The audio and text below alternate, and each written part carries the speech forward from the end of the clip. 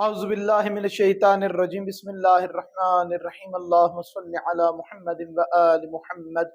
میرے تمام سننے اور دیکھنے والے مومنین اور مومنات کو میری طرف سے میرے چینل ناطق قرآن کی جانب سے السلام علیکم۔ دو کیفیات انسان پر حاوی ہوتی ہیں، طاری ہوتی ہیں۔ ان دونوں کیفیات سے انسان کو کس طریقے سے مقابلہ کرنا ہے اور خیال رکھنا ہے کہ وہ کیفیات انسان کے اوپر حاوی نہ ہوں۔ وہ کون سی کیفیت ہے؟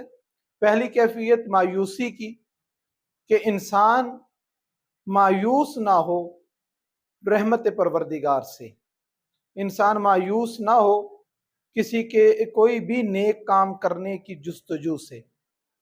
اور دوسرا تکبر والی کیفیت جو ہے، یہ انسان کے اندر کب آ جائے؟ انسان کو اس چیز کا احساس نہیں ہوتا، مگر بہت ہوشیار رہنا پڑتا ہے ان دونوں کیفیات سے بچنے کے لیے۔ شیخ بہائی نے اپنی کتاب کشکول میں بہت خوبصورت واقعہ تحریر کیا، جس کے اندر ایک شخص کا انتقال ہوتا ہے۔ بظاہر وہ نیکوکار بہت بدنام زمانہ شخص ہے، اس کی کوئی خیر کبھی کسی نے ظاہری طور پر نہیں دیکھی۔ اس کا انتقال ہوا اور وہ اتنا برا ہے کہ اس کے کفن دفن کا انتظام کرنے کے لیے بھی کوئی شخص تیار نہیں ہے۔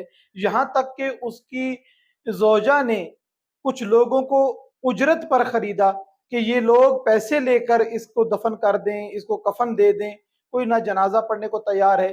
وہ لوگ اس کو بیابان میں لے گئے، دفن کرنے لگے کہ ایک بہت برگزیدہ بزرگ شخصیت دوڑتی بھی ان کی طرف آئی اور ان کو روکا کہ اس کو ایسے بیابان میں بغیر جنازے غسل کے دفن نہ کرو۔ انہوں نے اس شخص کا جنازہ پڑھا، انتہائی بزرگ اور نورانی شخصیت تھی۔ لوگ پیچھے کھڑے ہو کے جنازہ پڑھنے لگے، جنازے سے فارغ ہوئے، اس کو دفن کیا۔ جب دفن کر لیا، مسلمانوں کے قبرستان میں دفن کر لیا، تو اس وقت تمام افراد اکٹھے ہو کے پوچھا کہ آپ جو آئے ہیں اتنی جلدی میں، اتنی عجلت میں اس کا جنازہ پڑھانے کے لیے، تو کیا وجہ ہے؟ کہا کہ یہ آج اس رات کو جب یہ دنیا سے گیا ہے، میں نے خواب میں دیکھا ہے کہ مجھے اشارہ کیا گیا ہے کہ میں جا کر اس کا جنازہ پڑھاؤں۔ جو علماء اور عرفاء ہوتے ہیں ان کو اندازہ ہو جاتا ہے کہ پروردگار کون سا اشارہ ان کو خواب میں کون سی چیز بتانا چاہتا ہے، اور اسی طریقے سے ان کو لگا کہ مجھے جانا چاہیے، جنازہ پڑھانا چاہیے، تو میں یہاں پر پہنچ گیا، مگر مجھے نہیں معلوم کہ کون سا ایسا عمل ہے جس کی وجہ سے مجھے یہ حکم دیا گیا۔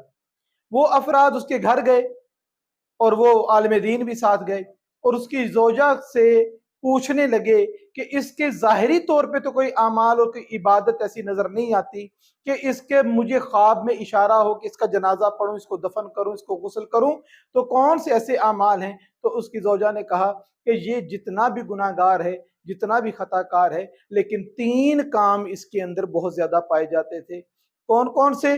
وہ خاتون کہتی ہے کہ میرا شوہر جتنا گناہ گار تھا، مگر اپنی واجب نماز کو وقت پہ ادا کیا کرتا تھا۔ نماز انسان کو بچا لیتی ہے، گنہگار کی بخشش کروا دیتی ہے۔ ہمیں کبھی بھی نماز کا کسی اور عبادت سے تقابل نہیں کرنا چاہیے۔ ہر عبادت کی اپنی جگہ پر بہت اہمیت ہے۔ ہمیں عزاداری اور ماتمداری اور نماز کو کبھی ٹکرانا نہیں چاہیے، کبھی تقابل نہیں کرنا چاہیے۔ نماز گنہگار کو کسی نہ کسی طریقے سے بخشوا دیتی ہے۔ اور دوسرا کام کون سا؟ کہا کہ اس کی زندگی میں کوئی دن ایسا نہیں آیا کہ جب اس کے زیر سایہ کوئی یتیم پلتا نہ ہو۔ اس نے کفالت کی ہے یتیموں کی، یہ یتیموں کے سر پہ ہاتھ رکھنے والا تھا۔ بے شک گناہ گار تھا، بے شک خطا کار تھا، مگر یہ صفت پائی جاتی تھی۔ اور تیسری صفت وہ جو میرے موضوع سے متعلق ہے، وہ کیا کہ یہ رات کے پچھلے پہر میں کئی دفعہ جاگ کر گڑ گڑا کر پروردگار سے دعائیں مانگا کرتا تھا کہ پروردگارہ، میں گناہ گار ہوں، میں خطا کار ہوں، میں جتنا مرضی گناہ گار ہوں، مگر تیری رحمت سے بڑا گناہ گار نہیں ہوں۔ پروردگارہ، مجھے جہنم میں ڈال کر تجھے کیا ملے گا؟ مگر اگر تو مجھے جہنم میں نہ ڈالے گا تو میں جہنم کے عذاب سے بچ جاؤں گا، میرے لیے بڑی آسانیاں ہو جائیں گی۔ پروردگارہ، میں اپنے گناہوں کو بھی تسلیم کرتا ہوں، مگر میں تیری رحمت سے مایوس نہیں ہوں۔ یہ 3 چیزیں اس میں پائی جاتی تھیں کہ اس علاقے کے جید عالم کو یہ اشارہ ہوا کہ وہ لوگ جو اسے بغیر غسل و کفن کے جنازے کے دفن کرنے لگے ہیں، ان کو جا کے روکو اور اس کا جنازہ پڑھاؤ۔ یہ مایوسی جس شخص میں نہیں پائی جاتی وہ بارگاہ رب العزت میں بھی قابل نظر ہو جاتا ہے، پروردگار کا وہ خاص بن جاتا ہے کہ جس پہ پروردگار کی توجہ مرکوز رہتی ہے۔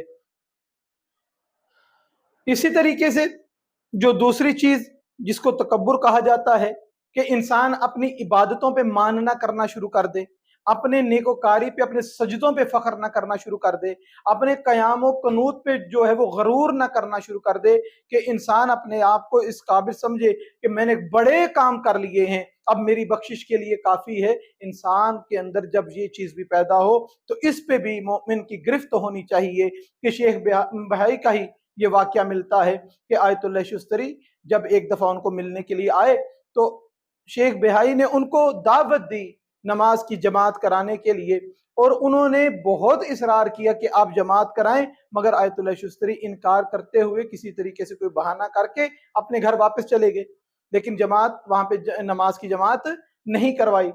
جب دوبارہ شیخ بھائی سے ملاقات ہوئی، پوچھا گیا کہ آپ نے کیوں جماعت نہیں کروائی؟ کہا کہ جب آپ نے مجھے کہا نا کہ اس جماعت کو نماز پڑھائیں، آئیں جماعت کروائیں، امام ان کے نماز پڑھائیں آ کر، تو اس وقت ایک لمحے کے لیے میرے دل کے اندر یہ خیال گزرا کہ اب شستری تو اس قابل ہو گیا ہے کہ شیخ بہائی تجھ سے کہے کہ آ کے جماعت کرا، تیرا اتنا قد بڑھ گیا ہے، تیری اتنی منزلت بڑھ گئی ہے کہ شیخ بہائی جیسے عالم تجھے کہیں کہ آؤ آگے بڑھ کے جماعت کراؤ۔ تو میرے دل میں جب یہ خیال آیا تو میں نے فوراً اس عمل سے اپنے آپ کو پیچھے ہٹایا، اپنے نفس کو روکا کہ یہ تکبر میرے اندر جو آیا ہے میں اس تکبر کی زد میں آ کے کوئی عمل انجام نہ دوں۔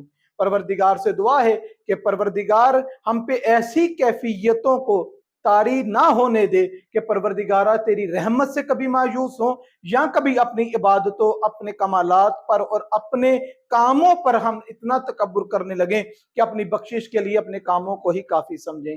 پروردگار سے دعا ہے کہ پروردگار ہم کو صحیح معنوں میں سیرت محمد اور آل محمد علیہ السلام کو پڑھنے، سمجھنے اور اس پر عمل کرنے کی توفیق عطا فرمائے۔ وما علینا الا البلاغ۔